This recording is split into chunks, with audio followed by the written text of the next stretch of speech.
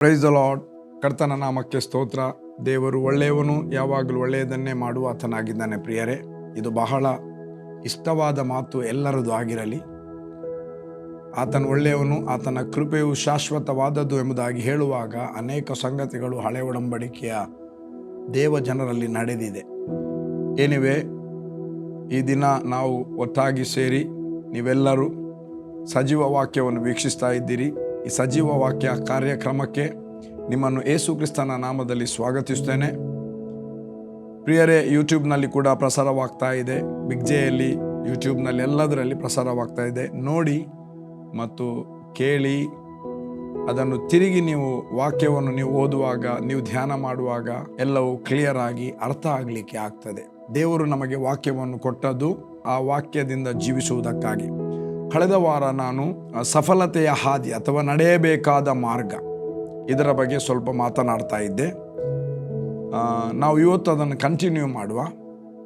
ಯಾಕೋಬನ ಜೀವಿತದ ಬಗ್ಗೆ, ಆತನು ತನ್ನ ಮಾವನಾದ ಲಾಬಾನನ ಮನೆಯಿಂದ ಹೊರಟು ಬರುವಾಗ ಎಲ್ಲವನ್ನು ಮುಗಿಸಿ ಸುಮಾರು 20 ವರ್ಷಗಳ ಕಾಲ ಆ ಮನೆಯಲ್ಲಿ ಕೆಲಸ ಮಾಡಿದ.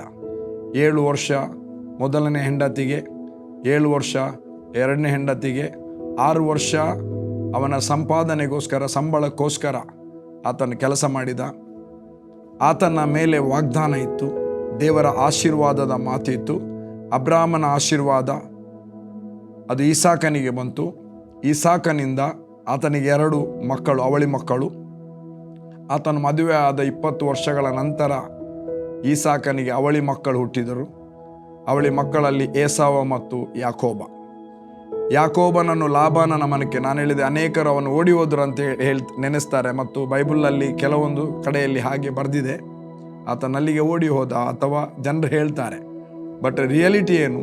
ರಿಯಾಲಿಟಿ, ಆತನಿಗೆ ತಾಯಿ ಹೇಳಿದ್ದು, ನೀನು ನನ್ನ ಅಣ್ಣನ ಮನೆಗೆ ಹೋಗು ಎಂಬುದಾಗಿ. ಮತ್ತು ಯಾಕೋಬನು ಅಪ್ಪನ ಆಶೀರ್ವಾದವನ್ನು ಪಡೆದುಕೊಂಡು ಇಬ್ಬರ ಸಮ್ಮತಿಯಿಂದ, ತಾಯಿ ಮತ್ತು ತಂದೆಯ ಸಮ್ಮತಿಯಿಂದ ಲಾಬಾನನ ಮನೆಗೆ ಹೋಗಿ ರಾಹೇಲಳು ಇಷ್ಟವಾದಳು. ಅವಳಿಗೋಸ್ಕರ 7 ವರ್ಷ ದುಡಿದ.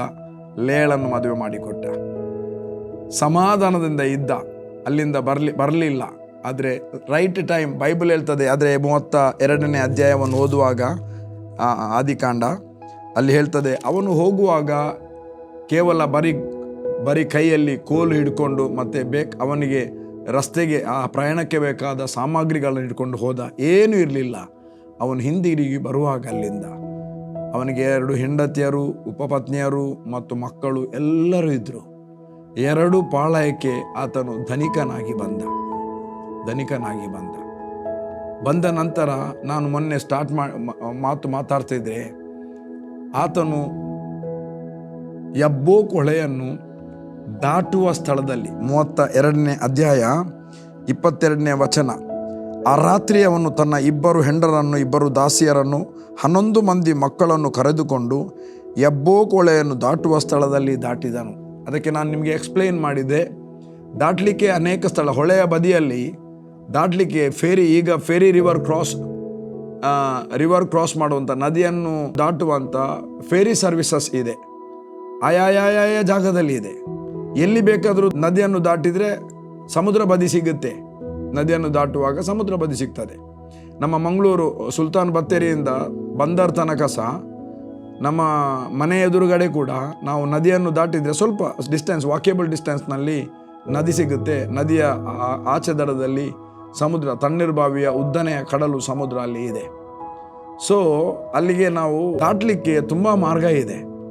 ಆದರೆ ಇವನಿಗೆ ಕೂಡ ದಾಟಲಿಕ್ಕೆ ತುಂಬ ಸ್ಥಳ ಇರಬಹುದು. ಬಟ್ ದೇವರಾತ್ಮನ ಮೂಲಕ ದೇವರು ಅವನನ್ನು ರೈಟ್ ಪ್ಲೇಸಿಗೆ ನಡೆಸಿದ್ದಾನೆ. ನಾನು ನೆನೆಸ್ತೇನೆ, ಯಾಕೋಬನು ಅಲ್ಲಿ 2 ಪಾಳಯವನ್ನು ಇಟ್ಕೊಂಡು ಹೋಗುವಾಗ ಅವನಿಗೆ ಅಲ್ಲಿ ಭಯ ಆಯಿತು. ನಾನು ನನ್ನ ಅಣ್ಣನಾದ ಏಸವನನ್ನು ಎದುರುಗೊಳ್ಳುತ್ತೇನೆ, ಏನು ಮಾಡುವುದೆಂಬುದಾಗಿ. ಅದಕ್ಕೆ ಎಲ್ಲವನ್ನೂ ವಿಭಜನೆ ಮಾಡಿದ. 2 ಪಾಳಯವನ್ನು ಸಪ್ರೇಟ್ ಮಾಡಿದ. ಮತ್ತು ಅಣ್ಣನಿಗೆ ಎಲ್ಲದರಲ್ಲಿ ಕುರಿ ಮತ್ತು ಆಡು, ಟಗರು, ಹೋತ, ಒಂಟೆ ಮತ್ತು ಆಕಳು ಎಲ್ಲವನ್ನು ಸ್ವಲ್ಪ ಅಣ್ಣನಿಗೆ ತೆಗೆದು ಇಟ್ಟು ಎದುರಾಗಿ ಗಳಿಸಿದೆ. ಯಾಕೆ? ಅಣ್ಣ ಏನಾದರೂ ನನ್ನನ್ನು ಕೊಲ್ತಾನೆ ಎಂಬ ಭಯದಿಂದ. ಬಟ್ ದೇವರಿಗೆ ಸ್ತೋತ್ರ, ಅಣ್ಣ ಸಿಕ್ಕಿದ್ರು ಅಣ್ಣನಿಗೆ ಸಮಾಧಾನ ಆಯಿತು, ಅವನೊಟ್ಟಿಗೆ ಒಂದಾದ. ಅವನು ಕೊಟ್ಟದನ್ನು ಯಾವುದು ಬೇಡ ಹೇಳಿದ್ರು ಅಣ್ಣನಿಗೆ ಬಲವಂತವಾಗಿ ಈತನು ಕೊಟ್ಟ. ಆದರೆ ಇದರ ಮಧ್ಯದಲ್ಲಿ ಯಬ್ಬೋಕ್ ಎಂಬ ಹೊಳೆಯನ್ನು ದಾಟಬೇಕಾದ ಸ್ಥಳದಲ್ಲಿ ದಾಟುವಾಗ ಎಕ್ಸಾಕ್ಟ್ ಯಾಕೆ ಗೊತ್ತಾ, ನಾನು ಓದುವಾಗ ಯಾಕೋಬನು ಓದಮ್ಮದನ್ನು 22ನೇ ವಚನ 32ನೇ ಅಧ್ಯಾಯ. ಆ ರಾತ್ರಿ ಅವನು ತನ್ನ 2 ಹೆಂಡರನ್ನು 2 ದಾಸಿಯರನ್ನು 11 ಮಂದಿ ಮಕ್ಕಳನ್ನು ಕರೆದುಕೊಂಡು ಯಬೋಕ್ ಹೊಳೆಯನ್ನು ದಾಟುವ ಸ್ಥಳದಲ್ಲಿ ದಾಟಿದನು. ಸಾಕು, ದಾಟುವ ಸ್ಥಳದಲ್ಲಿ ಯಬ್ಬೋಕ್ ಹೊಳೆಯನ್ನು ದಾಟಿದನು. ದಾಟಲಿಕ್ಕೆ ತುಂಬ ಸ್ಥಳ ಇತ್ತು, ಆದರೆ ಅವನು ಎಲ್ಲಿ ದಾಟಬೇಕಾ ಅಲ್ಲಿ ದಾಟಿದ್ದಾನೆ. ಹೀಗೆ ನಾರ್ಮಲಿ ಆಗಿ ಅರ್ಥ ಮಾಡಿಕೊಳ್ಳುವಾಗ ಹೊಳೆ ಎಲ್ಲ ಕಡೆಯಲ್ಲಿ ದಾಟ್ಲಿಕ್ಕೆ ಇರುವುದಿಲ್ಲ, ಕೆಲವು ಸ್ಥಳದಲ್ಲಿ ಮಾತ್ರ ದಾಟ್ಲಿಕ್ಕೆ ಇರೋದು. ಆದರೆ ಇವನು ರೈಟ್ ಪ್ಲೇಸ್ನಲ್ಲಿ ದಾಟಿದ್ದಾನೆ. ಯಾಕೆ ಎಲ್ಲರೂ ದಾಟುವ ರೀತಿಯಲ್ಲಿ ಇವನು ದಾಟಲಿಲ್ಲ? ಯಾಕೆ ಇದೊಂದು ಸ್ಪೆಷಾಲಿಟಿ? ಇವನು ರೈಟ್ ಪ್ಲೇಸ್ನಲ್ಲಿ ದಾಟಿದ್ದಾನೆ ಎಂಬುದಾಗಿ ಯಾಕೋಬನ ರಸ್ತೆಯಲ್ಲಿ ಬರುವಂಥದ್ದು ಯಾರಿಗೆ ಗೊತ್ತು? ದೇವರಿಗೆ ಗೊತ್ತು. ತಂದೆ ತಾಯಿಯನ್ನು ಆಶೀರ್ವಾದವನ್ನು ಪಡೆದು ಅಬ್ರಾಹ್ಮನ ಆಶೀರ್ವಾದವನ್ನು ಕ್ಯಾರಿ ಇವನು ಮಾಡ್ತಾ ಇದ್ದಾನೆ. ಈಸಾಕನ ನಂತರ ಈತನ ಮೂಲಕ 12 ಕುಲಗಳನ್ನು ಸ್ಥಾಪನೆ ಮಾಡುವಂಥ ಯೋಜನೆಯನ್ನು ದೇವರು ಆಲ್ರೆಡಿ ನೇಮಿಸಿ ಆಗಿದೆ. ಈಗ ಇವನು ದೇವರ ಸ್ವರಕ್ಕೆ ಕಿವಿಗೊಡದೆ ದೇವರ ಮಾರ್ಗಾನುಸಾರವಾಗಿ ನಡೆಯಬೇಕಾದ ಮಾರ್ಗದಲ್ಲಿ ಇವನು ನಡೆಯದಿದ್ದರೆ, ಇವನು ದೇವರು ತೋರಿಸುವ ಹಾದಿಯಲ್ಲಿ ಇವನು ನಡೆಯದಿದ್ದರೆ ದೇವರ ಫುಲ್ಫಿಲ್ಮೆಂಟ್ ಇವನಲ್ಲಿ ಮಾಡಲಿಕ್ಕೆ ಆಗುವುದಿಲ್ಲ. ದೇವರಿಗೆ ಇವನಲ್ಲಿ ಮಾಡಲೇಬೇಕು. ಆ 12 ಕುಲಗಳನ್ನು ಇಸ್ರಾಯೇಲರಲ್ಲಿ ತರಬೇಕು. 12 ಕುಲದ ಪ್ರಧಾನರು ಇವನ ಮೂಲಕ ಹುಟ್ಟಬೇಕು. ಅಯ್ಯೋ, ಅವನ 2 ಹೆಂಡತಿಯರು ಕಾಂಪಿಟೇಷನ್ ಮಾಡಿದರು. ಅವರ ಕಾಂಪಿಟೇಷನ್ ಏನೂ ತೊಂದರೆ ಇಲ್ಲ, ಅವರು ಎಷ್ಟೇ ಕಾಂಪಿಟೇಷನ್ ಮಾಡಲಿ, ದೇವರಿಗೆ 12 ಜನ ಬೇಕಿತ್ತು. ಅವರು ಬಂದರು, 12 ಜನ ಬಂದು, ಸಿಮಿಯೋನ ಬಂದ, ಲೇವಿ ಬಂದ, ಎಲ್ಲರೂ ಯೂದ ಎಲ್ಲರೂ ಬಂದುಬಿಟ್ರು. ರೂಬೇನು, ಸಿಮಿಯೋನು, ಲೇವಿ, ಯಹೂದ ಎಲ್ಲ, ಯೋಸೆಫ, ಇಸಾಕರ್, ಬೆನ್ಯಾಮಿನ್, ಜಬುಲೋನು, ನೆಫ್ತಾಲಿ ಇವರೆಲ್ಲರೂ ಬಂದುಬಿಟ್ರು. 12 ಕುಲಗಳು ಒಬ್ಬರ ಹಿಂದೆ ಒಬ್ಬರು ರೈಟ್ ಆಗಿ ಬಂದರು. ಆ 2 ಹೆಂಡತಿಯರು ಸಾಲದಕ್ಕೆ ಜಿಲ್ಫ ಮತ್ತು ಒಬ್ಬರು ಉಪಪತ್ನಿಯರು ಒಬ್ಬೊಬ್ಬರ ದಾಸಿಯರನ್ನು ಅವರನ್ನು ಇವನಿಗೆ ಯಾಕೋಬನಿಗೆ ಕೊಟ್ಟರು. ಅವರಲ್ಲಿ ಕೂಡ ಮಕ್ಕಳು ಹುಟ್ಟಿತು. ಹಾಗೆ ಒಟ್ಟಿಗೆ ಇವರ ಕಾಂಪಿಟೇಷನ್ನಲ್ಲಿ, ಅಕ್ಕ ಮತ್ತು ತಂಗಿಯ ಕಾಂಪಿಟೇಷನ್ನಲ್ಲಿ 12 ಪುರುಷರು ಅವರಿಗೆ ಸಿಕ್ಕಿದ್ರು. ಅವರೆಲ್ಲರೂ ಇಸ್ರಾಯೇಲರಲ್ಲಿ ಒಂದೊಂದು ಕುಲದ ಕುಲಾಧಿಪತಿಗಳಾಗಿ ಮಾರ್ಪಟ್ಟರು. ಅವರ ಹಿರಿಯರಾಗಿ ಅಲ್ಲಿ ಅವರ ಹೆಸರುಗಳು ಇಂದಿಗೂ ಬೈಬಲ್ನಲ್ಲಿ ರಾರಾಜಿಸ್ತಾ ಇವೆ. ನನ್ನ ಪ್ರಿಯ ದೇವಜನರೇ, ದೇವರ ಯೋಜನೆ ಒಬ್ಬ ವ್ಯಕ್ತಿಯ ಮೇಲೆ ಇದ್ದರೆ, ದೇವರ ಯೋಜನೆ ನಿನ್ನ ಮೇಲೆ ಇರುವಾಗ, ದೇವರ ಸಂಕಲ್ಪ ನಿನ್ನ ಮೇಲೆ ಇರುವಾಗ, ಅದಕ್ಕೆ ಎಷ್ಟೇ ಅಡ್ಡಿ ಜನರು ಬಂದರು, ಅದಕ್ಕೆ ಎಷ್ಟೇ ಅಡ್ಡ ಕಾಲು ಇಟ್ಟರು, ಅದು ನಮ್ಮಿಂದ ಬದಲಾಗುವುದೇ ಇಲ್ಲ. ಅದಕ್ಕೆ ಹೊಸ ಒಡಂಬಡಿಕೆಯಲ್ಲಿ ಪೌಲನು ಹೇಳ್ತಾನೆ, ಚೆನ್ನಾಗಿ ಓಡುತ್ತಾ ಇದ್ದೀರಿ, ಸೂಪರ್ ಓಡ್ತಾ ಇದ್ದೀರಿ. ತೆಗೆಯುವ ಗಲಾತ್ಯದವರೆಗೆ ಬರೆದ ಪತ್ರಿಕೆ 5ನೇ ಅಧ್ಯಾಯ 7ನೇ ವಚನ. ಚೆನ್ನಾಗಿ ಓಡುತ್ತಾ ಇದ್ದೀರಿ, ನೀವು ಸತ್ಯವನ್ನು ಅನುವರ್ತಿಸದಂತೆ ಯಾರು ನಿಮ್ಮನ್ನು ತಡೆದರು? ಚೆನ್ನಾಗಿ ಓಡ್ತಾ ಇದ್ದೀರಿ. ಅದು ಹೇಗೆ ಓಡ್ತಾ ಇದ್ದೀರಿ? ರೈಟ್ ಆದ ಟ್ರ್ಯಾಕ್ನಲ್ಲಿ, ದೇವರು ನಿಮಗೆ ನೇಮಿಸಿದ ಟ್ರ್ಯಾಕ್ನಲ್ಲಿ, ದೇವರು ನಿಮಗೆ ನೇಮಿಸಿದ ಮಾರ್ಗದಲ್ಲಿ ನೀವು ಓಡ್ತಾ ಇದ್ದೀರಿ. ಎಲ್ಲಿ ಓಡಲಿಲ್ಲ. ಆ ಓಟ ದೇವರಿಗೆ ಇಷ್ಟ ಆಗಿತ್ತು, ಆ ನಡತೆ ದೇವರಿಗೆ ಇಷ್ಟ ಆಗಿತ್ತು. ನಿಮ್ಮ ದ ವೇ ಆಫ್ ವಾಕಿಂಗ್ ಯಾವ ಮಾರ್ಗದಲ್ಲಿ? ಕರ್ತನ ಮಾರ್ಗದಲ್ಲಿಯೇ ನೀವು ನಡೀತಾ ಇದ್ದೀರೆಂಬುದಾಗಿ ಗಲಾತ್ಯದವರಿಗೆ ಹೇಳ್ತಾನೆ. ಹಾಗಾದರೆ ನಮಗೆ ಕೊಟ್ಟ ಓಟ, ನಮಗೆ ಇಟ್ಟಂಥ ಡೆಸ್ಟಿನಿ ಯಾರೂ ಅಡ್ಡ ಬರಲಿಕ್ಕೆ ಆಗುವುದಿಲ್ಲ. ಇಲ್ಲಿ ಕೇಳ್ತಾನೆ, ಯಾರು ನಿಮ್ಮನ್ನು ತಡೆದರು? ಒಬ್ಬ ವ್ಯಕ್ತಿ ನಮಗೆ ಅಡ್ಡ ಕಾಲು ಹಾಕಲಿಕ್ಕೆ ಯಾರಿಗೂ ಆಗುವುದಿಲ್ಲ, ನಿಮಗೆ ಅಡ್ಡ ಕಾಲು ಹಾಕಲಿಕ್ಕೆ ಯಾರಿಗೂ ಆಗುವುದಿಲ್ಲ. ನಿಮ್ಮ ಓಟ ನೀವು ಕ್ರಿಸ್ತನಿಗಾಗಿ ಓಡುವಾಗ, ಕ್ರಿಸ್ತನ ಸ್ವರವನ್ನು ಕೇಳಿ ದೇವರ ವಾಕ್ಯಕ್ಕೆ ಅಧೀನರಾಗಿ ಆತನು ನಮಗೆ ನೇಮಕ ಮಾಡಿದ ಮಾರ್ಗದಲ್ಲಿ ನಾವು ನಡೆಯುವಾಗ, ಎಷ್ಟೇ ಜನ ಬಂದು ನಮ್ಮನ್ನು ತಡೆದರು, ನಮ್ಮ ನಿರೀಕ್ಷೆ ಮತ್ತು ನಮ್ಮ ಫೋಕಸ್, ನಮ್ಮ ದೃಷ್ಟಿ ಕರ್ತನ ಮೇಲೆ ಇರುವಾಗ, ನಮ್ಮ ದೃಷ್ಟಿ ದೇವರ ವಾಕ್ಯದ ಮೇಲೆ ಇರುವಾಗ, ಯಾರು ಕೂಡ ನಮ್ಮನ್ನು ಎಳಿಲಿಕ್ಕೆ ಆಗುವುದೇ ಇಲ್ಲ. ಎಷ್ಟೇ ಜನ ಬಂದು, ಅದಕ್ಕೆ ದಾವಿದನ ಸ್ಟೇಟ್ಮೆಂಟ್ ವಾಕ್ಯ ಭಾರೀ ನನಗಿಷ್ಟ. ನಿನ್ನ ಮಗ್ಗುಲಲ್ಲಿ 1000 ಜನರು, ನಿನ್ನ ಬಲಗಡೆಯಲ್ಲಿ 10,000 ಜನರು ಸತ್ತು ಬಿದ್ದರು, ನಿನಗೇನು ಕೇಡು ಸಂಭವಿಸದು. ಇದನ್ನು ಅವನು ಒಳಗಡೆ ಫಿಕ್ಸ್ ಮಾಡಿದ್ದ. ಅದಕ್ಕೆ 40 ವರ್ಷ ಸುಖಕರವಾಗಿ ತನ್ನ ರಾಜ್ಯಭಾರವನ್ನು ಮಾಡಿದ. ಭಯಂಕರ ಸಂಪತ್ತನ್ನು ಸಂಪಾದಿಸಿದ. ದೇವರ ಆಲಯವನ್ನು ಕಟ್ಟುವುದಕ್ಕಾಗಿ ಎಷ್ಟೋ ಟನ್ ಬಂಗಾರ ಮತ್ತು ಬೆಳ್ಳಿಯನ್ನು ಆತನು ಬೊಕ್ಕಸದಲ್ಲಿ ಆತನ ಆಸ್ತಿಯಿಂದ ಸಪ್ರೇಟ್ ಮಾಡಿಟ್ಟಿದ್ದ ತನ್ನ ಮಗ ದೇವರ ಆಲಯವನ್ನು ಕಟ್ಟುವುದಕ್ಕೋಸ್ಕರ. ಯಾಕೆ? ಎಷ್ಟೇ ಮಂದಿ ಅಡ್ಡ ಬಂದ್ರೂ ಅವ್ರು ಯಾರು ಕೂಡ ಅವನನ್ನು ಏನು ಮಾಡಲಿಕ್ಕೆ ಆಗಲಿಲ್ಲ. ಅದರ ಸ್ಟೇಟ್ಮೆಂಟ್ ಅವನು ವಿಭಿನ್ನವಾಗಿ ಅವನು ಅದನ್ನು ಅರ್ಥ ಮಾಡಿರ್ಬೋದು. ಅದನ್ನು ನಾನು ಹೀಗೆ ಅರ್ಥ ಮಾಡ್ತಾ ಇದ್ದೇನೆ.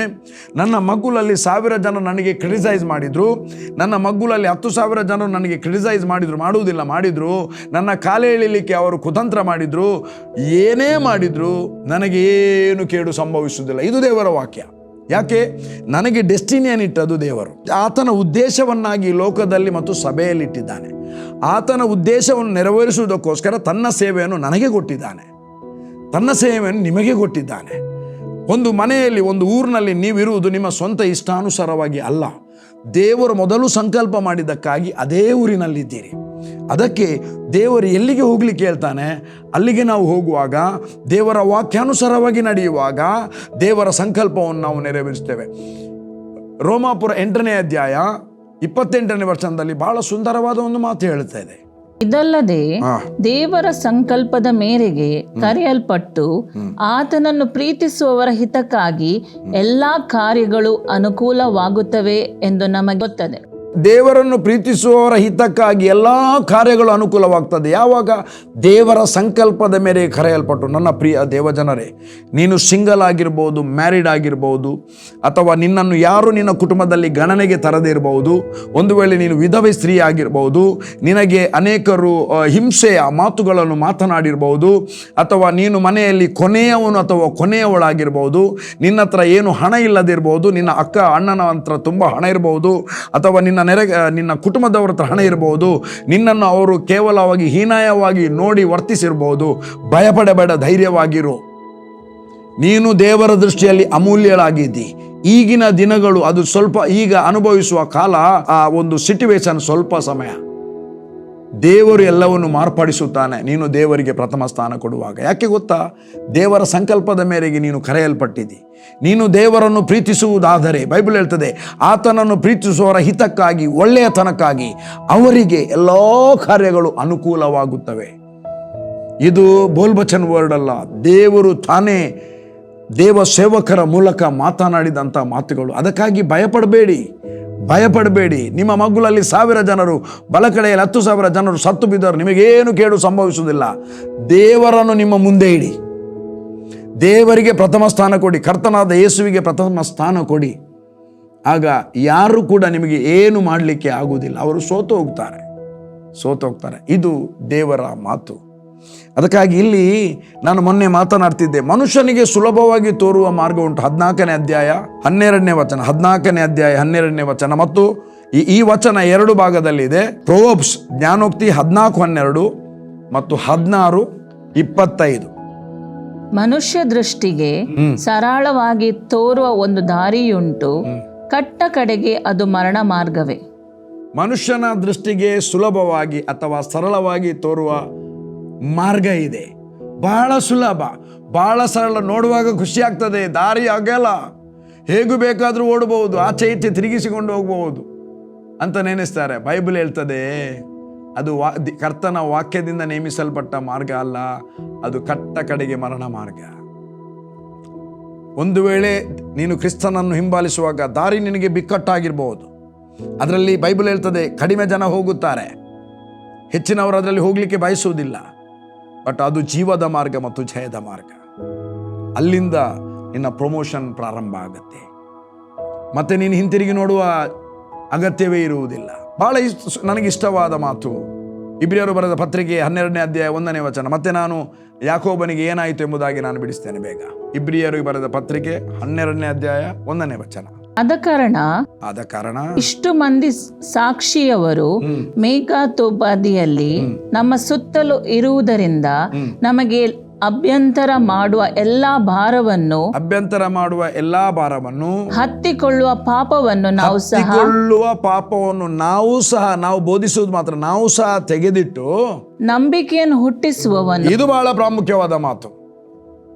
ನಂಬಿಕೆಯನ್ನು ಹುಟ್ಟಿಸುವಾತನು ಪೂರೈಸುವವನು ಆ ಆಗಿರುವ ನಂಬಿಕೆಯನ್ನು ನಮ್ಮಲ್ಲಿ ಪೂರೈಸುವತನ ಆಗಿರುವ ಯೇಸುವಿನ ಮೇಲೆ ದೃಷ್ಟಿ ನಮ್ಮ ಕರ್ತನಾದ ಯೇಸು ಕ್ರಿಸ್ತನ ಮೇಲೆ ದೃಷ್ಟಿ ಇಟ್ಟು ನಮಗೆ ನೇಮಕವಾದ ಓಟವನ್ನು ನಮಗೆ ಕೊಡಲ್ಪಟ್ಟ ಅಥವಾ ನಮಗೆ ಮಾತ್ರ ನೇಮಕವಾದ ನನ್ನ ಓಟವನ್ನು ಈಕೆ ಓಡ್ಲಿಕ್ಕೆ ಆಗುವುದಿಲ್ಲ, ನನ್ನ ಓಟವನ್ನು ಇಲ್ಲಿರುವ ಮೀಡಿಯಾದಲ್ಲಿರುವವರು ಓಡಲಿಕ್ಕೆ ಆಗುವುದಿಲ್ಲ, ನನ್ನ ತಂದೆ ತಾಯಿ ನನ್ನ ಮಕ್ಕಳು ಓಡಲಿಕ್ಕೆ ಆಗುವುದಿಲ್ಲ. ನನಗೆ ಕೊಡಲ್ಪಟ್ಟ ಓಟವನ್ನು ನಾನೇ ಓಡಬೇಕು. ನಮಗೆ ಕೊಡಲ್ಪಟ್ಟ ಓಟವನ್ನು ಸ್ಥಿರಚಿತ್ತದಿಂದ, ರೈಟ್, ಸ್ಥಿರಚಿತ್ತದಿಂದ ಓಡೋಣ, ಸ್ಥಿರಚಿತ್ತದಿಂದ ಓಡೋಣ. ಹಾಗಾದ್ರೆ ನಮಗೆ ಒಂದು ರೇಸ್ ಇದೆ, ನಮಗೆ ಒಂದು ಮಾರ್ಗ ಸಿದ್ಧವಾಗಿದೆ. ದೇವರು ನಮಗೆ ಒಂದು ದಾರಿಯನ್ನು ಸಿದ್ಧ ಮಾಡಿದ್ದಾನೆ, ಆ ದಾರಿಯಲ್ಲಿಯೇ ನಡೆಯಬೇಕು. 22ನೇ ಅಧ್ಯಾಯ 6ನೇ ವಚನ ತೆಗಿಯಮ್ಮ. ಜ್ಞಾನೋಕ್ತಿ. ನಡೆಯಬೇಕಾದ ಮಾರ್ಗಕ್ಕೆ ತಕ್ಕಂತೆ ಹುಡುಗನನ್ನು ಶಿಕ್ಷಿಸು. ನಡೆಯಬೇಕಾದ ಮಾರ್ಗಕ್ಕೆ ತಕ್ಕಂತೆ ಹುಡುಗನನ್ನು ಶಿಕ್ಷಿಸು. ಮುಪ್ಪಿನಲ್ಲಿಯೂ ಓರೆಯಾಗನು. ಅವನು ಮುಪ್ಪಿನಲ್ಲಿ ಕೂಡ ಓರೆಯಾಗುವುದಿಲ್ಲ. ಅಂದ್ರೆ ಎಕ್ಸಾಕ್ಟ್ ಆದ ಟ್ರಾನ್ಸ್ಲೇಷನ್ ಹೀಗೆ ಬರೆದಿದೆ: ಒಬ್ಬ ತಂದೆಯಾದವನು ಅವನ ಮಗನನ್ನು ಚಿಕ್ಕಂದಿನಿಂದ ಕರ್ತನ ಮಾರ್ಗದಲ್ಲಿ ನಡೆಯಬೇಕಾದ ಮಾರ್ಗ ಅಂದರೆ ದೇವರು ಆ ಮಗನಿಗೋಸ್ಕರ ಇಟ್ಟ ಸತ್ಯವೇದದಲ್ಲಿ ಬರೆಯಲ್ಪಟ್ಟ ಮಾರ್ಗದಲ್ಲಿ ನಡೆಸುವುದಾದರೆ ಅವನಿಗೆ ಮುಪ್ಪಾಗುವಾಗಲೂ, ಅವನಿಗೆ 60 ವರ್ಷ ಆಗುವಾಗ ಅಪ್ಪ ಇದ್ದಾನೆ, 70 ವರ್ಷ ಆಗುವಾಗಲೂ ಕೂಡ ಅಪ್ಪ ಇದ್ದಾನೆ, 80 ವರ್ಷ ಆಗುವಾಗ ಅಪ್ಪ ಇರುವ, ಹಣ್ಣನ್ನು ಮುದುಕಾಗಿರುವ ಆಗಲೂ ಆ ಮಗ ಅಪ್ಪನಿಗೆ ಓರೆ ಆಗುವುದಿಲ್ಲ, ದೇವರ ವಾಕ್ಯಕ್ಕೆ ಓರೆ ಆಗುವುದಿಲ್ಲ, ಅಪ್ಪನನ್ನು ಅಮ್ಮನನ್ನು ಸನ್ಮಾನಿಸುವವನಾಗಿರ್ತಾನೆ. ನನ್ನ ಪ್ರಿಯ ದೇವಜನರೇ, ಯಾವ ಮಾರ್ಗದಲ್ಲಿ ನಡೆಯಬೇಕು? ಇಲ್ಲಿ ನೋಡಿ, ಎಬ್ಬೋ ಕೊಳೆಯನ್ನು ದಾಟಬೇಕಾದ ಓದಮ್ಮ, ಅದನ್ನು 32ನೇ ಅಧ್ಯಾಯ 22ನೇ ವಚನದಿಂದ ತಿರುಗಿ ಓದು, ಎಲ್ಲವನ್ನು ಓದು. 22, 23, 24, 25. ಆ ರಾತ್ರಿ ಅವನು ತನ್ನ 2 ಹೆಂಡರನ್ನು 2 ದಾಸಿಯರನ್ನು 11 ಮಂದಿ ಮಕ್ಕಳನ್ನು ಕರೆದುಕೊಂಡು ಯಬ್ಬೋಕ್ ಹೊಳೆಯನ್ನು ದಾಟುವ ಸ್ಥಳದಲ್ಲಿ ದಾಟಿದನು.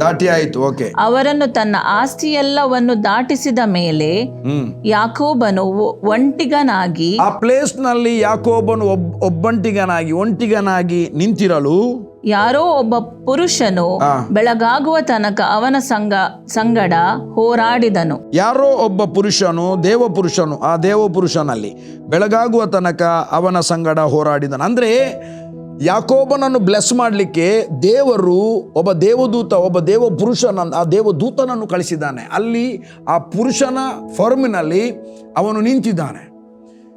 ಪುರುಷನ ಫರ್ಮ್ನಲ್ಲಿ ಇಲ್ಲದಿದ್ದರೆ ದೇವದೂತರು ಅವರಿಗೆ ಫರ್ಮ್ ಇಲ್ಲ, ಅಂದರೆ ಅವರಿಗೆ ಆಕಾರ ಮನುಷ್ಯನಾಗಿ ಕಾಣುವುದಿಲ್ಲ, ಹಿಡಿದ್ರೆ ಅವರು ಸಿಗುವುದಿಲ್ಲ. ಇವನು ಹೋರಾಡುವಾಗ ಅವನಿಗೆ ಸಿಗ್ತಾ ಇದ್ದಾನೆ. ಅಂದರೆ ಮನುಷ್ಯನ ಫರ್ಮ್ನಲ್ಲಿ ಒಬ್ಬ ನಿಂತಿದ್ದಾನೆ, ದೇವ ಪುರುಷನು ನಿಂತಿದ್ದಾನೆ, ಹೋರಾಡಲಿಕ್ಕೆ ಸ್ಟಾರ್ಟ್ ಮಾಡಿದ್ದಾನೆ. ಯಾಕೋಬ ಬಿಡ್ತಾ ಇಲ್ಲ, ಗೊತ್ತಾಯಿತು ಯಾರಂತ. ಮುಂದೆ ಹೋದು. ಆ ಪುರುಷನು ತಾನು ಗೆಲ್ಲದೆ ಇರುವುದನ್ನು ಕಂಡು, ಇದು ಬಹಳ ವಿಸ್ಮಯ, ಯಾಕೋಬನ ತೊಡೆಯ ಕೀಲನ್ನು ಮುಟ್ಟಿದ್ದರಿಂದ, ಯಾಕೋಬನೇ ಗೆಲ್ತಾ ಇದ್ದಾನೆ, ಯಾಕೋಬ ಸ್ಟ್ರಾಂಗ್ ಇದ್ದಾನೆ. ಇದು ಬಹಳ ಒಂದು ಆಶ್ಚರ್ಯ ನನಗೆ. ಇದಕ್ಕೆ ನನಗೆ ವಿಶ್ಲೇಷಣೆ ಮಾಡಲಿಕ್ಕೆ ಆಗುವುದಿಲ್ಲ. ಆದರೆ ಆ ದೇವ ಪುರುಷನು ಅವನಂತೆ ಹೋರಾಡುವಾಗ ಬೈಬಲ್ ಹೇಳ್ತದೆ, ಅವನು ಗೆಲ್ಲುವುದನ್ನು ಅಥವಾ ಅವನಿಗೆ ಗೆಲ್ಲಿಕ್ಕೆ ಆಗದಿರುವುದನ್ನು. ಯಾಕೋಬನು ಗೆಲ್ತಾ ಇದ್ದಾನೆ, ಇವನಿಗೆ ಗೆಲ್ಲಿಕ್ಕೆ ಆಗ್ತಾ ಇಲ್ಲ. ಬೆಳಗಾಗ್ಲಿಕ್ಕೆ ಆಯಿತು. ಇಮ್ಮಿಡಿಯೇಟ್ಲಿ ಯಾಕೋಬನ ತೊಡೆಯ ಕೀಲನ್ನು ಮುಟ್ಟಿದಾಗ, ಯಾಕೋಬನು ಅವನ ಸಂಗಡ ಹೋರಾಡುತ್ತಿರುವಾಗಲೇ ಅವನ ತೊಡೆಯ ಕೀಲು ಮುಟ್ಟಿದಾಗ ತೊಡೆಯ ಕೀಲು ತಪ್ಪಿತು. ಆ ಪುರುಷನು ನನ್ನನ್ನು ಬಿಡು, ಬೆಳಗಾಗುತ್ತದೆ ಅನ್ನಲು ಯಾಕೋಬನು, ನೀನು ನನ್ನನ್ನು ಆಶೀರ್ವದಿಸದ ಹೊರತು, ರೈಟ್, ಎಸ್, ನಿನ್ನನ್ನು ಬಿಡುವುದಿಲ್ಲ, ನೀನು ನನ್ನನ್ನು ಆಶೀರ್ವದಿಸದ ಹೊರತು ನಿನ್ನನ್ನು ಬಿಡುವುದಿಲ್ಲ ಎಂಬುದಾಗಿ ಯಾಕೋಬನು ಆ ಪುರುಷನೊಂದಿಗೆ ಹೇಳಿದನು.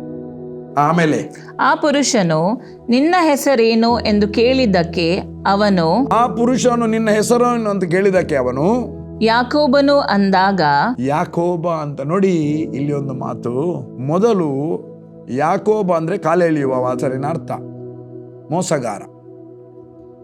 ಅಪ್ಪನ ಹತ್ರ ಆಶೀರ್ವಾದವನ್ನು ಅಣ್ಣನಿಗೆ ಮಾಡುವುದಕ್ಕಿಂತ ಮೊದಲು ಆಶೀರ್ವಾದವನ್ನು ಪಡೆಯುವುದಕ್ಕೋಸ್ಕರ ಅಮ್ಮ ಕೆಲವೊಂದು ಸರ್ಕಸ್ ಮಾಡಿ ಏಸಾವನ ಪೋಷಕಗಳನ್ನು ಧರಿಸಿ ಕಳಿಸ್ತಾರೆ. ಅಪ್ಪ ಕೇಳ್ತಾನೆ, ಮಗನೇ ನೀನು ಯಾರು? ಅವನಿಗೆ ಬೇಕಿದ್ದದ್ದು ಏಸಾವು. ಅವನು ಹೇಳ್ತಾನೆ, ನಾನು ಯಾಕೋಬ ಅಂತ ಹೇಳದೆ ಏಸಾವು ಎಂಬುದಾಗಿ ಮೋಸ ಮಾಡ್ತಾನೆ. ಈಗ ಅಲ್ಲಿ ಪುರುಷ ಕೇಳ್ತಾನೆ, ದೇವ ಪುರುಷ ಕೇಳ್ತಾನೆ, ನಿನ್ನ ಹೆಸರೇನಂತ ಹೇಳುವಾಗ ಅವನು ಏಸಾವ್ ಅಂತ ಹೇಳ್ತಾ ಇಲ್ಲ, ಈಗ ನಿಜವಾಗಿ ತನ್ನ ಹೆಸರನ್ನು ಹೇಳ್ತಾ ಇದ್ದಾನೆ. ನಾನು ಯಾಕೋಬ, ಅಂದರೆ ಸರಿ, ನಾನು ಮೋಸಗಾರ, ನಾನು ಯಾಕೋಬ ಎಂಬುದಾಗಿ ಹೇಳ್ತಾನೆ. ಅವನು ಯಾವಾಗ ಆ ಸತ್ಯವಾದ ಅವನ ಒರಿಜಿನಲ್ ಹೆಸರನ್ನು ಹೇಳ್ತಾನ, ಹೌದು ನಾನು ಯಾಕೋಬ, ಹೆಸರೇನು ಅಂತ ಕೇಳಿದಕ್ಕೆ ಅಲ್ಲಿ ಕೇಳಬೇಕಂತಿರ್ಲಿಲ್ಲ, ಅವನಿಗೆ ಗೊತ್ತುಂಟಿವ ಯಾರು ಅಂತ. ಯಾಕೋಬ ಅಂತ ಹೇಳುವಾಗ ಇಮ್ಮಿಡಿಯೇಟ್ಲಿ ಆ ಪುರುಷನ ಬಾಯಲ್ಲಿ ಒಂದು ಮಾತು ಬರ್ತಾ ಇದೆ. ಓದು, ಅದನ್ನು ಓದು. ಅವನು ಯಾಕೋಬನಿಗೆ, ಇನ್ನು ಮೇಲೆ ನೀನು ಯಾಕೋಬನೆನಿಸಿಕೊಳ್ಳುವುದಿಲ್ಲ, ಇನ್ನು ಮೇಲೆ ನೀನು ಯಾಕೋಬನು ಅಂತ ಎನಿಸಿಕೊಳ್ಳುವುದಿಲ್ಲ, ದೇವರ ಸಂಗಡಲು ಮನುಷ್ಯರ ಸಂಗಡಲು ಹೋರಾಡಿ ಗೆದ್ದವನಾದರಿಂದ, ಸರ್ಟಿಫಿಕೇಟ್, ದೇವರ ಸಂಗಡ ಮತ್ತು ಮನುಷ್ಯರ ಸಂಗಡ ಹೋರಾಡಿ ಗೆದ್ದದ್ದರಿಂದ ನಿನಗೆ ಇಸ್ರಾಯೇಲ್, ಆತನ ಹೆಸರು ಚೇಂಜ್ ಆಯಿತು, ಬದಲಾವಣೆ ಆಯಿತು, ನಿನಗೆ ಇಸ್ರಾಯೇಲ್ ಎಂಬುದಾಗಿ ಹೆಸರುಂಟಾಗುವುದು ಎಂದು ಹೇಳಿದನು. ಇಸ್ರಾಯೇಲ್ ಎಂಬುದು ದೇಶದ ಹೆಸರಲ್ಲ. ಇಸ್ರಾಯೇಲ್ ಎಂಬುದು ಅದು ಯಾಕೋಬನಿಗೆ ದೇವರು ನಾಮಕರಣ ಮಾಡಿದ ಹೆಸರು. ಇಸ್ರಾಯೇಲ್ ಎಂಬುದು ಇವನ ಯಾಕೋಬನ ಜನಾಂಗ. ದೇವರು ಅಬ್ರಾಮನನ್ನು ಆಶೀರ್ವದಿಸಿದ, ಅಬ್ರಾಮನ ಆಶೀರ್ವಾದ ಕ್ಯಾರಿ ಫಾರ್ವರ್ಡ್ ಆಯಿತು ಈಸಾಕನ ಮೇಲೆ. ಈಸಾಕನ ಮೇಲೆ ಎಷ್ಟು ಆಶೀರ್ವಾದ ಇತ್ತು ಅಂದರೆ, ಬರಗಾಲದಲ್ಲಿ ಬೀಜವನ್ನು ಬಿತ್ತಿದ್ರು 100ರಷ್ಟು ಫಲವನ್ನು ಕೊಯ್ದ. 3 ಬಾವಿಯನ್ನು ತೋಡಿದಾಗ 2 ಬಾವಿಯಲ್ಲಿ ಏಸೆಕ್ ಮತ್ತು ಸಿಟ್ನ ಫಿಲಿಸ್ಟಿಯರು ತಡೆ ಮಾಡಿದ್ರು. 3ನೇ ಬಾವಿ ತೋಡಿದಾಗ ನೀರು ಬಂತು, ರೆಹಬೋತು ಎಲ್ಲ ಕಡೆಗೆ ಹಬ್ಬಿಕೊಳ್ಳುವ ಎಂಬ ಆಶೀರ್ವಾದದ ವಚನ ಅದು ಅವನಲ್ಲಿ ಕ್ಯಾರಿ ಫಾರ್ವರ್ಡ್ ಆಯಿತು. ಆಮೇಲೆ ಇಸಾಕನಲ್ಲಿ ಇದ್ದಂಥ ಅಬ್ರಾಮನ ಬ್ಲೆಸ್ಸಿಂಗ್ ಅದು ಯಾಕೋಬನ ಮೂಲಕ ಆ 12 ಜನಾಂಗಕ್ಕೆ ಬಂತು. ಇಲ್ಲಿ ನೋಡಿ ಪ್ರಿಯರೇ, ಇಲ್ಲಿ ಹೆಸರು ಇನ್ನು ಮೇಲೆ ನೀನು ಯಾಕೋಬನ ಅನ್ನಿಸಿಕೊಳ್ಳುವುದಿಲ್ಲ, ದೇವರ ಸಂಗಡಲು ಮನುಷ್ಯರ ಸಂಗಡ ಹೋರಾಡಿ ಗೆದ್ದವರಾದ್ದರಿಂದ ಇಸ್ರಾಯೇಲ್ ಎಂಬುದು ಹೆಸರಿಡುವುದು ಎಂಬುದಾಗಿ ಹೇಳಿದ್ದಾನೆ. ಯಾಕೋಬನು, ನಿನ್ನ ಹೆಸರನ್ನು ನನಗೆ ತಿಳಿಯಬೇಕು ಸ್ವಾಮಿ ಅಂದಾಗ ಆ ಪುರುಷನು, ನನ್ನ ಹೆಸರನ್ನು ವಿಚಾರಿಸುವುದಕ್ಕೆ ಎಂದು ಹೇಳಿ ಅಲ್ಲಿ ಅವನನ್ನು ಆಶೀರ್ವದಿಸಿದನು. ಆ ಪುರುಷನು ಯಾಕೋಬನನ್ನು ಆಶೀರ್ವದಿಸಿದನು. ಆ ಯಾಕೋಬನ ಆಶೀರ್ವಾದ ಇವತ್ತಿಗೂ ಎಂಟೈರ್ ಇಸ್ರಾಯೇಲ್ನಲ್ಲಿ ಕೆಲಸ ಮಾಡ್ತಾ ಇದೆ. ಆ ಯಾಕೋಬನ ಮೇಲೆ ಇದ್ದ ಆಶೀರ್ವಾದ, ಆ ಅಬ್ರಹಾಮನ ಆಶೀರ್ವಾದ ನಮ್ಮಲ್ಲಿ ಕ್ರಿಸ್ತ ಯೇಸುವಿನ ಮೂಲಕ ಕಾರ್ಯ ಮಾಡುತ್ತಾ ಇದೆ. ಅಲ್ಲಿ ನೋಡಿ, ಅವನು ಬಹಳ ಎತ್ತರದ ವ್ಯಕ್ತಿ, ಹೀಗೆ ಮರೆಸಿಕೊಂಡು ಬಂದಿರುವ ಬೈಬಲ್ ಹೇಳ್ತದೆ, ನಂತರ ಅವನು ಕಾಲು ಕುಂಟಿಸುತ್ತಾ ಹೋಗ್ತಾ ಇದ್ದಂತೆ ನಡೆಯುವಾಗ. ಯಾಕೆ? ಕಾಲಿನ ಕೀಲು ತಪ್ಪಿತು, ಕಾಲು ಕುಂಟಿಸ್ತಾ ಹೋಗ್ತಿದ್ದ. ಅಲ್ಲಿ ತನಕ ಎನ್ಕೌಂಟರ್ ಆಗುವ ತನಕ ಅವನ ನಡತೆ ಭಯಂಕರ ಬೇರೆ ಇತ್ತು, ಒಂದು ಗಂಭೀರವಾದ ನಡತೆ ಇರಬಹುದು. ಈಗ ಕಾಲು ಕುಂಟುವಾಗ ಎದೆ ಬುಗ್ಗುತ್ತದೆ. ದೀನತೆಯ ನಡತೆ ಯಾಕೋಬ ಅದರ ನಂತರ ನಡಿಲಿಕ್ಕೆ ಪ್ರಾರಂಭ ಮಾಡಿದ. ಎದೆ ಎತ್ತಿಕೊಂಡು ನಡೆಯಲಿಲ್ಲ, ಎದೆ ಬುಗ್ಗಿಕೊಂಡು ನಡೆದ. ಮತ್ತೆ ಬೈಬಲ್ ಹೇಳ್ತದೆ, ಆಮೇಲೆ ಸೂರ್ಯೋದಯವಾಯಿತು, ಅಂದರೆ ಸೂರ್ಯನ ಕಿರಣ ಅವನು ಪ್ರಕಾಶಿಸಲಿಕ್ಕೆ ಪ್ರಾರಂಭಿಸಲ್ಪಟ್ಟ.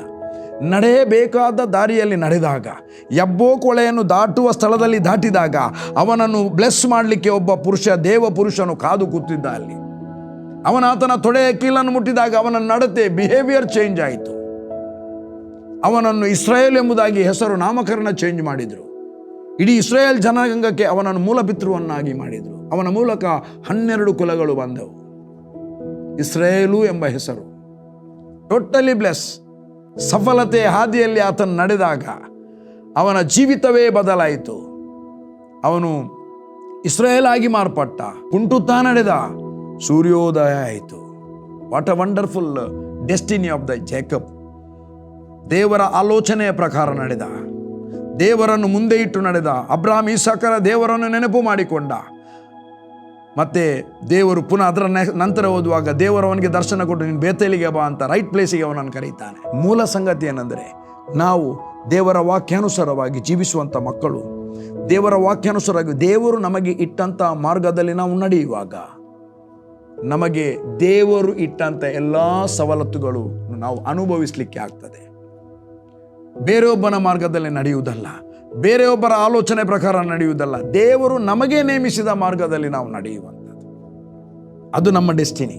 ಅದಕ್ಕಾಗಿ ಪ್ರಿಯರೇ, ಯಾವ ಮಾರ್ಗದಲ್ಲಿ ನೀವು ನಡೆಯುತ್ತೀರಿ? ಬಹಳ ದೊಡ್ಡದಾದ ಸಂಗತಿ ದೇವರು ಇಟ್ಟಿದ್ದಾನೆ, ಅದನ್ನು ಅಚೀವ್ ಮಾಡ್ತೀರಾ? ಅಥವಾ ಬೇರೆಯವರು ಮಾತನಾಡಿದ ಮಾತನ್ನು ಕೇಳಿ ಕುಗ್ಗಿ ಹೋಗ್ತೀರಾ? ನೋ, ಯಾರ ಮಾತಿಗೆ ಕಿವಿ ಕೊಡಬೇಡಿ, ದೇವರ ಸ್ವರಕ್ಕೆ ಕಿವಿ ಕೊಡಿ. ದೇವರು ಎಲ್ಲಿ ಹೋಗ್ಲಿಕ್ಕೆ ಹೇಳ್ತಾನೆ ಅಲ್ಲಿಗೆ ಹೋಗುವಂಥದ್ದು. ಹೇಗೆ ನಡೀಬೇಕಂತ ಹೇಳ್ತಾನೆ ಹಾಗೆ ನಡೆಯುವುದು. ಯಾವ ಮಾರ್ಗದಲ್ಲಿ, ಮಾರ್ಗ ಒಂದೇ, ಹಲವು ಮಾರ್ಗಗಳಿವೆ, ಆದರೆ ಒಂದೇ ಮಾರ್ಗ, ವಾಕ್ಯದ ಮಾರ್ಗ, ದ ವರ್ಡ್ ಆಫ್ ಕ್ರೈಸ್ಟ್. ಆ ಕ್ರಿಸ್ತನ ವಾಕ್ಯದ ಮಾರ್ಗದಲ್ಲಿ ನಾವು ವಾಕ್ಯಾನುಸಾರವಾಗಿ ನಡೆಯುವಾಗ ಎಲ್ಲ ಕಾರ್ಯಗಳು ನಮ್ಮ ಜೀವಿತದಲ್ಲಿ ನೆರವೇರ್ತದೆ. ಇದಕ್ಕೆ ಹೇಳ್ತಾರೆ ಸಫಲತೆಯ ಹಾದಿ. Come on let us pray. ಸಮಯ ಮುಗಿಯಿತು, ನನಗೆ ಕೊಡಲ್ಪಟ್ಟ ಸಮಯ ಮುಗಿಯಿತು. ದೇವರು ನಡೆಸಿದರೆ ನೆಕ್ಸ್ಟ್ ಕಂಟಿನ್ಯೂ ಮಾಡ್ತೇನೆ, ಇಲ್ಲದ್ರೆ ಅದಕ್ಕೆ ರಿಲೇಟೆಡ್ ಇರುವ ಮಾತುಗಳನ್ನು ನಾವು ಧ್ಯಾನ ಮಾಡುವ. God bless you, you are blessed. Thank you Lord. ತಂದೆಯಾದ ದೇವರೇ, ಯಾಕೋಬನು ಯಬ್ಬೋಕ್ ಹೊಳೆಯನ್ನು ದಾಟುವ ಸ್ಥಳದಲ್ಲಿ ದಾಟಿದಾಗ ಆ ಪೆನಿಯೇಲ್ ಎಂಬ ಪ್ಲೇಸ್ನಲ್ಲಿ, ಅದಕ್ಕೆ ಪೆನಿಯೇಲ್ ಎಂಬುದಾಗಿ ಹೆಸರಿಟ್ಟ, ಪೆನಿಯೇಲ್ ಎಂಬ ಸ್ಥಳದಲ್ಲಿ ದೇವ ಪುರುಷನು ಆತನನ್ನು ಬ್ಲೆಸ್ ಮಾಡುವುದಕ್ಕಾಗಿ ಕಾದಿದ್ದ. ಹೋರಾಟ ನಡೆಯಿತು, ಹೋರಾಟ ತೀರಿತು, ಯಾಕೋಬನ ಕೀಲು ತಪ್ಪಿತು, ಆತನ ವಾಕಿಂಗ್ ಸ್ಟೈಲ್ ಚೇಂಜ್ ಆಯಿತು, ಆತನ ಮೇಲೆ ಸೂರ್ಯೋದಯವಾಯಿತು, ಆತನ ಮುಖ ಪ್ರಕಾಶಿಸಿತು. ಇಸ್ರಾಯೇಲರಿಗೆ 12 ಕುಲಕ್ಕೆ ಆತನನ್ನು ಒಡೆಯನನ್ನಾಗಿ ಮಾಡಿದ್ದಿ, ಇಸ್ರಾಯೇಲ್ ಆಗಿ ಮಾರ್ಪಡಿಸಿದ್ದಿ. ಇವತ್ತು ಆ ಹೆಸರಿನ ಒಂದು ದೇಶವೇ ಅಲ್ಲಿ ಇದೆ. ನೀನು ಕಟ್ಟಿದ ದೇಶ ಅಲ್ಲಿಯೇ ಇದೆ, ಇಸ್ರಾಯೇಲ್ ಎಂಬ ದೇಶವಾಗಿ ಮಾರ್ಪಟ್ಟಿದೆ. ತಂದೆ ನಿನಗೆ ಸ್ತೋತ್ರ. ನೀನು ಪ್ರೀತಿಸಿದ ಜನಾಂಗ, ಆತನ ಮಕ್ಕಳು 12 ಮಕ್ಕಳ ಮೂಲಕ 12 ಕುಲಗಳನ್ನು ಸ್ಥಾಪಿಸಿ ದೇಶದ ಎಲ್ಲ ಜನರಿಗೆ ಅಂತಲೂ ಅತೀ ಬುದ್ಧಿವಂತ ರಾಷ್ಟ್ರವನ್ನಾಗಿ ನೀನು ಮಾಡಿದ್ದಿ ಸ್ವಾಮಿ. ಇವತ್ತು ನಾವು ಕೂಡ ನಡೆಯಬೇಕಾದ ಮಾರ್ಗದಲ್ಲಿ ನಡೆಯುವಾಗ ನಮಗೂ ಕೂಡ ಪೆನಿಯೇಲ್ ಮುಂದೆ ಇದೆ. ನಿನ್ನ ಆಶೀರ್ವಾದ ನಮ್ಮ ಜೀವಿತದಲ್ಲಿ ನೆರವೇರುತ್ತದೆ. ಸಫಲತೆಯ ಹಾದಿ ನಮಗೆ ಇಟ್ಟಿದ್ದಿ. ಆ ಸಫಲತೆಯ ಹಾದಿಯಲ್ಲಿ ನಾವು ನಡೆಯುತ್ತೇವೆ ಸ್ವಾಮಿ. ಎಂದಿಗೂ ನಾವು ಕುಗ್ಗಿ ಹೋಗುವುದಿಲ್ಲ, ಎಂದಿಗೂ ನಾವು ಕಡಿಮೆಯಾಗುವುದಿಲ್ಲ. ನೀನು ಇಟ್ಟಿರುವಂಥದ್ದನ್ನು ನಾವು ಹೊಂದುವವರಾಗಿದ್ದೇವೆ. ಯೇಸುವಿನ ನಾಮದಲ್ಲಿ ಅನುಭವಿಸುತ್ತೇವೆ. Thank you lord. ತಂದೆ ನಿನಗೆ ಸ್ತೋತ್ರ. ಎಲ್ಲದರಲ್ಲಿ ಘನಮಾನ ಮಹಿಮೆ ನಿನಗೆ, ಯೇಸುವಿನ ನಾಮದಲ್ಲಿ ತಂದೆಯೇ. Amen, amen, amen. You are blessed.